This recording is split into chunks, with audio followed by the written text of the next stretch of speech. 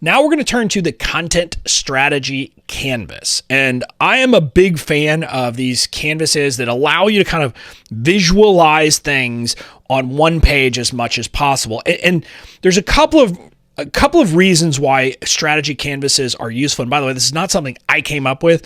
I built the knowledge brand canvas, which I referred to at the very beginning of this training as something that we have created. But just so you know, there's the business model canvas is what gave me the inspiration for it. And then the lean canvas, which is for lean startup models. And these are a way so that you can look and see a strategy in broad strokes and decide and see how everything hooks together and how everything works in tandem. And also, if things aren't working together, you'll notice it. You'll notice, oh, this doesn't match.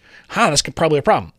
But separate from making sure that you filled everything in, a big part of it is just this helps you to visualize and understand, okay, am I doing all the things I need to be doing? And so we created this content strategy canvas for you to create kind of your high level content strategy. And the goal is to map out content for the 3 objectives before the decision stage. Now, we're not going to talk about decision stage here because that's the sales content and that is a topic all its own. So instead, we're talking about awareness through consideration. And this canvas you can use to really kind of define the content type, and we're going to talk about what that means in a second, your content channels, and then the topics for the content that will fill each one of these roles. And so that's how you're going to use this canvas.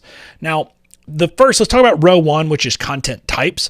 Now, in this, you're going to define the big picture types of content you'll use to meet each objective. And we'll talk about these topic types next, just to give you a sense. It's like how-to content is a content type, for example. And that's an example of a type of content that you're going to create. And you're going to think about, okay, well, where would that fit in and where would it fit within this kind of overall context. So what I want you to understand here is that your content types will it's an important consideration, but sometimes I want you to understand that sometimes one form of content will fit into multiple objectives. So one form of content might fill multiple roles in your business. The important part of this is to make sure that you're thinking about where people are. What is their mindset when, that will first make them aware of you? What are the things that will build your authority? What are the things that will help them consider whether to buy from you? And then think through, okay, am I creating a type of content that will meet that goal? So that is the content types. Next up, we're going to talk about the content channels. This is kind of row 2, and you'll see here we define, this is defining where the content to meet each objective will live in your overall mix. And you see we have 3 types. There's the primary, the secondary, and the promotional. Let's talk about what each is. The primary channel, this is what you consider the most important kind of standalone medium for this objective. So if I had to say you could only do one thing to build awareness, what is it? And it won't always be one thing, but it's really, hey, this is the most important piece. Now, secondary channels, this is any other channels that you'll use for kind of that objective that are independent of the primary channel. So the secondary channels are doing the work standing alone. And then finally, you have the promotional channels. These are channels that you use to promote the content that you've created on either the primary or secondary channel. In other words, this isn't a standalone channel. It's pushing people to one of your other channels. So you'll see that often this is kind of a subsidiary thing. So ads might fit here or some other things like that. So that's really how you're promoting the content. Now, what I want you to understand is that the only way to get off the content treadmill is to build a content strategy where long-form content serves as the primary channel for each objective, because that's kind of what allows you to not do it. If you've got long-form content that's kind of doing the work for you, you don't have to post it all the time. Whereas if you think about it, social, you got to be posting all the time. So that's why kind of an ideal long-term strategy for your business might look something like this. And I didn't identify the particular channel, and we'll go deeper into this later, but you'll see here that for the awareness objective, you have long form as your primary and maybe social as a secondary channel. And then you're doing ads and getting backlinks to promote the content that is built to do this. Now, the authority work, you'll see that the primary channel might be your long form channel, probably should be. Then your secondary channel here isn't social. Your secondary way of building authority is freebies and kind of more involved things like that. And then the promotional channel would be social and retargeting ads. And just so you understand the difference between ads and retargeting ads, what I mean by this is you would be showing these ads and advertising these authority pieces of long form content, but not to people who don't know you. You're going to show this content and these ads to people who are already in your world because they already know who you are. So this is where you're trying to build authority with them.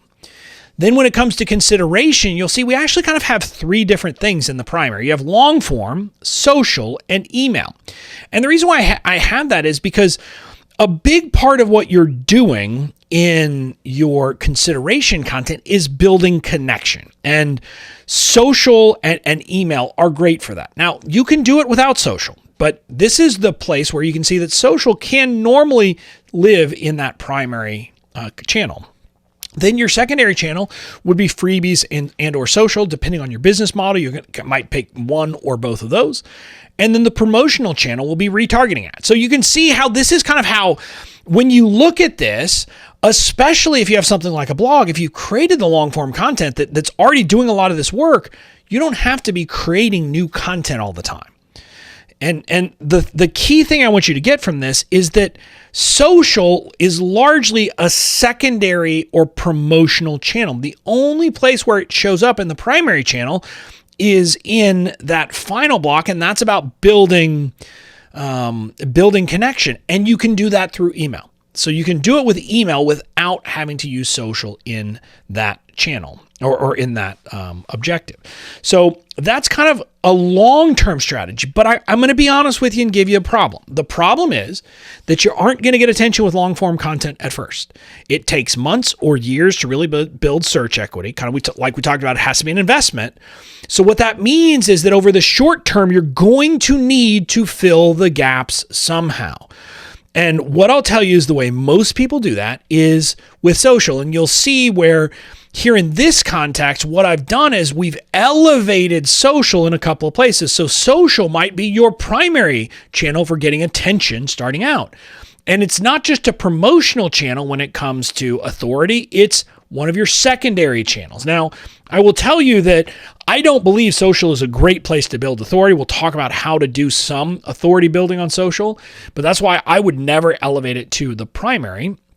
But also understand that once you've gotten people's attention, hopefully you can use your long form content to build authority. But you can see how starting out, there's a very good chance that you're going to have social play a more prominent role than it needs to over the long term because you need to fill the gaps. Now, I want to give you a warning here. I'm not saying that you should not be creating long-form content that will eventually serve as your awareness content.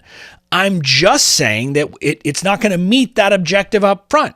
So you will need to use social content as well. Now, again, the caveat I will give you is you could avoid this with paid ads. If you're willing to run paid ads and spend money so that you can promote your long-form content, that is another way that you could convert this canvas over the short term, and you could be doing long-form content for awareness, but using paid ads as the way to really get their attention up front. So that's kind of what I wanted you to get and wanted to talk about here. And again, the key concept is the sooner you get in the habit of creating long-form content that can eventually serve as your awareness content, the sooner you'll get off the content treadmill.